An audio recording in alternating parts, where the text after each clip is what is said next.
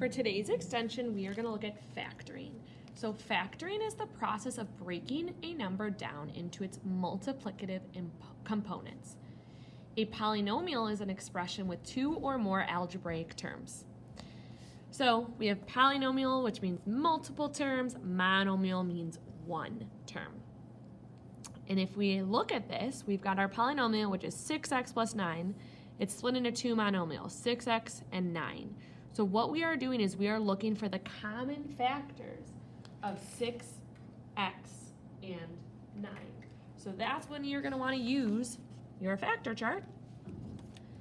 So 6 and 9 have the greatest common factor of 3. So 3 is the common factor. If we're looking at a different example, a squared and 2a. So it's split into those two parts. They both share an a. Okay, and more complicated here.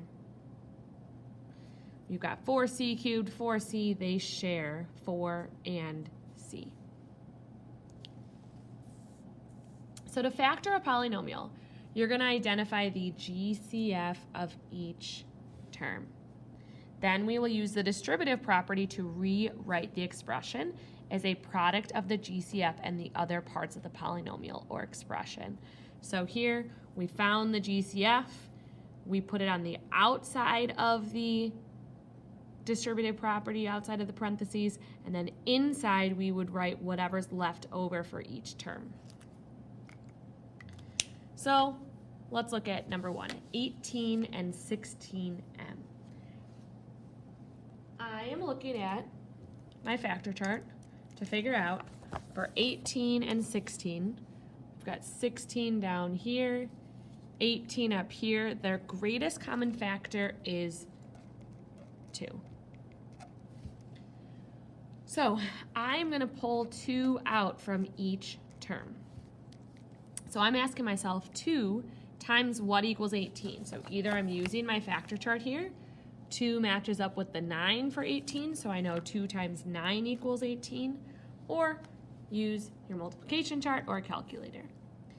And then 2 times what equals 16m? Well, I'm just going to look at the number. 2 times 8 gives me 16, and then I bring that m with it too. All right, number 2. We're looking at 6y and 15, so I'm looking for the GCF of 6y and 15 using my factor chart, looking at 6 and 15. The highest number they both divide by is 3. So 3 is the number that's going to go outside of my parentheses. 3 times what equals 6y? Well, 3 times 2 equals 6, and then I bring the y in there. 3 times what equals 15? 3 times 5 equals 15. And that is your final answer. Sorry, I forgot to write that our GCF was 3. Number 3, 72 plus 16z. So 72 and 16, those ones don't really know by heart. So I'm looking at 16 over here. I'm looking at 72 over here. So 16 divides by 1, 2, 4, 8, and 16. So the highest number they both divide by is 8. So the GCF here is 8. That's the number that's going to go on the outside of my parentheses. Now I'm looking at my first term, 72. What times 8 gives me 72? Well, the 8 matches up with 9. 8 times what equals 16z? Well, for 8 and 16, 8 times 2 equals 16. So 2, and then I'm bringing down my z. All right, number 4, 33x plus 9. Gonna look for the GCF of 33 and 9. So we've got 33 here, we've got 9 here. The highest number they both divide by is 3. So that's going to be the number on the outside of my parentheses. 3 times what equals 33? The 3 matches up with 11. And it also should have the x in that term. Plus 3 times what equals 9?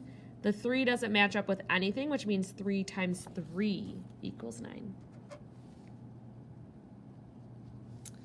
Number 5, 80 plus 36a.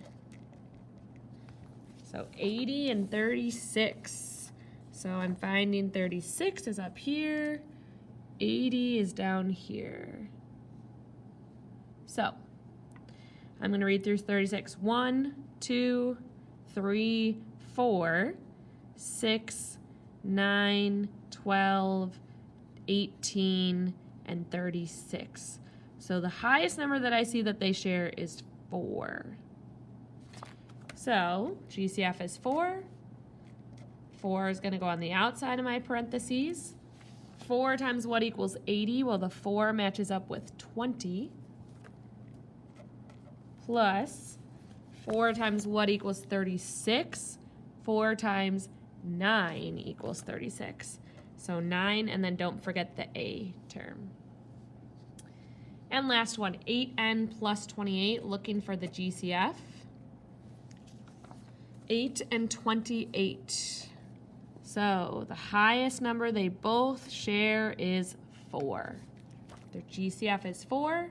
That's going to be the number on the outside of my parentheses. 4 times 2 gets to 8. So 2, and then bring in that variable n.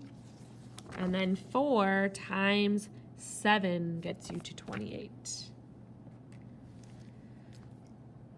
And that is it.